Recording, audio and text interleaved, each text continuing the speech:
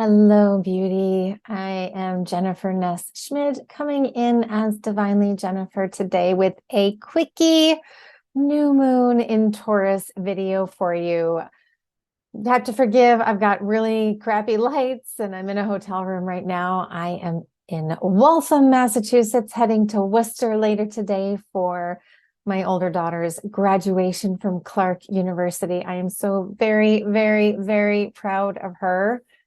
She is so smart and so wise, and she's got one more year to do her master's. She's a biochem major and has all sorts of beautiful ideas about what she wants to do moving forward and after she's done with that next year. But this year we get to celebrate her for her graduation from college. So congratulations, Tatiana. I love you. And also, at the end of this video, I'm just going to have a brief announcement about a magical virtual gathering I am organizing and hosting in a couple of weeks. So I want to make sure that if you are not on my mailing list, and oh my gosh, why are you not on my mailing list? Please sign up at www.divinelyjennifer.com. If you're not on my mailing list, you can go to my website and sign up for that, and I'll share that link both below on YouTube and at the end of this video. So I'm going to try to make this quick because I still have to pack and check out. So the new moon in Taurus is moving at its very own special Taurus speed. Taurus cannot be rushed. It is part of its essence and wisdom, part of its love for us to not be hurrying around, but to slow down. This new moon in Taurus occurs at 28 degrees, 25 minutes of Taurus at 11:53 a.m. Eastern Daylight Time, 8:53 a.m. Pacific Daylight Time. And if you're listening to this and it's Monday and you're like, oh my God, I missed the new moon, don't worry, please, because what we're going to talk about today in this quickie video is around the energy of the entire lunar cycle and not just this new moon and it's gone and you miss it. Don't worry, Taurus is not like that. Taurus is very gentle, unless it's being stubborn, and then it's a bull. Which for the most part, there's a really graceful, beautiful, beautiful energy. And because this new moon is towards the end of Taurus at 28 degrees of Taurus, we're going to feel the essence of Taurus throughout much of the sun's transit through Gemini, which begins May 21st. Happy birthday, beautiful Michaela in Florida. Sending you so much love.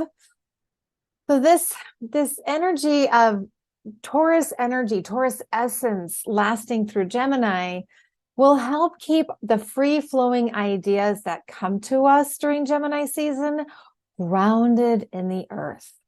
So you're going to feel like you'll feel the ideas start to come in and penetrate over the next 4 weeks after this new moon, after the sun moves into Gemini on what day is that? Sunday. But they're going to want to be grounded. You're going to get them when you're out in nature. You're going to it's just going to be really maybe slower than normal, but you'll feel this, just this lovely slowness, and you want to just luxuriate in the ideas that come your way. And the energy of this Taurus energy is going to be magnified by Jupiter's recent transit into Taurus.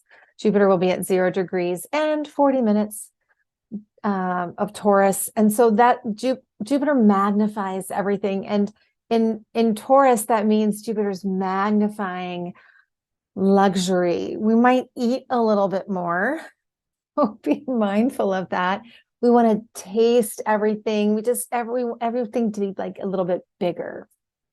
And then Mars is also at 29 degrees of Cancer. So it's called a sextile with the new moon and Mars. And that might be motivating you to courageously open your heart to the abundance and the resources that want to come in your way. When we're in a space of gratitude, it's so much easier to open our heart. And it's this win-win situation. The more we open our heart to love and gratitude, the more we have to be grateful for. It's just one of the laws of the universe, you could call it. And once the sun and moon move into Gemini, we still have Jupiter the North Node, Mercury, Vesta, Uranus, and Sedna, all in Taurus. So Taurus energy isn't going anywhere. Now, one of my favorite books to read to my kids when they were little was called Ferdinand the Bull. If you haven't read this story, I absolutely encourage you to read it because it's so sweet. And so just like Ferdinand the Bull, Ferdinand doesn't want to fight. He doesn't want to be, a little against a toreador, he wants to just lie in the fields, smelling flowers. And that's exactly how the earthy bull likes it. Just to lie in the fields and smell the flowers. Yesterday, I got to go to Walden Pond, and it was so beautiful. Taurus also likes luxury and have a great sense of style. So this is the idea, you can shop at Nordstrom or you can shop at Payless Shoes, and you can score at both. You can get some awesome shoes at Payless, or you can get some amazing, awesome shoes at Nordstrom. But Taurus says, go to Nordstrom, right? And then get your other stuff, but like invest in really good quality stuff. If you're going to have material objects, invest in them. Buy good quality food, splurge on organic if it's a little bit tough for you. I mean, go to the farmer's market, get to know your farmers, even better, your local growers, if you can. I know for some of us, especially as we get into that spring Gemini, we don't have that luxury of going to a farmer's market, but I just encourage you to do that as much as you can and just luxuriate in just the magnificence of what you're holding in your hand. That is Taurus. Also, your attitude and how you treat your physical body and the physical world will define your experiences for this new moon and Taurus, the entire Taurus lunar cycle. So again, if you're watching this after the new moon, don't freak out because it's all good. This energy will be with us for the whole lunar cycle. So think about how you treat your body, right? Do you talk nicely about your body? You say, oh my gosh, this amazing belly housed 3 babies for 27 months of my life. So it's okay if it's a little bit, stretched out and whatever. It's strong and it was magnificent. And thank you, belly. Or do you chide yourself for not conforming to some message that's sent out through social media and through filtering and airbrushing and all that stuff? I really encourage you, especially this will, like I said, this will define your experiences for this entire Taurus lunar cycle. So be nice to your body. Talk nicely to it. Feeding yourself a bag of Oreos is not being nice to your body. Just saying. But talk nicely to your body. Don't shame it. This is the only body you've got. You can't go into the mechanic and be like, all right, George, I need a tune-up. You got to be responsible for that tune-up yourself, or you can work with people like me to help you do a tune-up. But when you speak messages of words and love, messages of love, words of love, gratitude, take delight in the way your body moves, and you'll start to move and feel differently. Don't be afraid to try something new, to venture away from your old routine. This is a fantastic lunar cycle to explore different forms of exercise and movement. If you've been wanting to do that for a while, I've been playing around with Qigong and adding Qigong in the morning and then doing some yoga in the afternoon. And, so even if you don't want to move your body, this is still a great lunar cycle to explore different movement and exercise options because our bodies were meant to move. We're not meant to be all cricky, cracky, and tight in our shoulders. Ugh. No, we're supposed to be like these lush, beautiful, free-flowing creatures. Even as we age, my friends, yes, we are. When we slow down to really enjoy the blossoms of spring, the sun on your face, dirt on your hands. My fingernails are blue because I grabbed I just grabbed a handful of blueberries out of the carton to put in my yogurt this morning. Enjoy that. Gemini is going to speed everything up. Gemini's like the hummingbird flitting from flower to flower and taking little delights of nectar here and there. But with this Taurus lunar cycle, slow down to linger, marvel at the incredible, magical, outrageously incredible sacred geometry of a rose. Drink in its fragrance and that magical elixir of it that it has. Get drunk in the intoxicating beauty of a rose, not on a 6-pack of beer, if you can help it. Enjoy, like if you're going to drink wine, like, right, just sip it. Every taste, just let it permeate every cell of your being instead of rushing through it. That's going to hurt you and hit you later in the long run. But when you just luxuriate in it, and just like I said, luxuriate in that rose. I mean, does anything represent beauty more fully than a spring rose? I don't know. There's not a whole lot. It's just everything about it is perfection in nature. So you'll also be concerned perhaps with your image during this lunar cycle, worrying about how we look or how others perceive us. It gets us into that vicious cycle. I mean, just look at some of the ways that plastic surgery can go wrong, right? Because we're worrying about how we look or how we feel. I mean, we've got 30-year-olds getting Botox, for Pete's sake. And if that's you, think about why. And it's okay, but just know that you are already beautiful. You are fertile. You are creative. Find your own niche and style.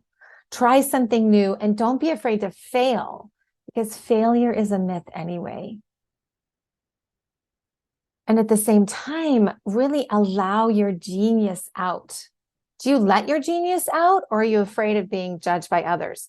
I did the latter for a long time. I was so afraid of being judged. And I'm like, screw it, just let it out. Who cares what they think? This is part of the beauty about aging too, right? You turn 40 and you're like, oh, wait, I don't care what other people think. And then you turn 50. Okay, if you're still judging me, it's really not my problem. No one is you. You are you. No one has your brilliance. You have your brilliance. So let your inner beauty radiate outwards, and let your outer beauty radiate inward. Regardless of your financial status, regardless of what you're going through, you are abundant.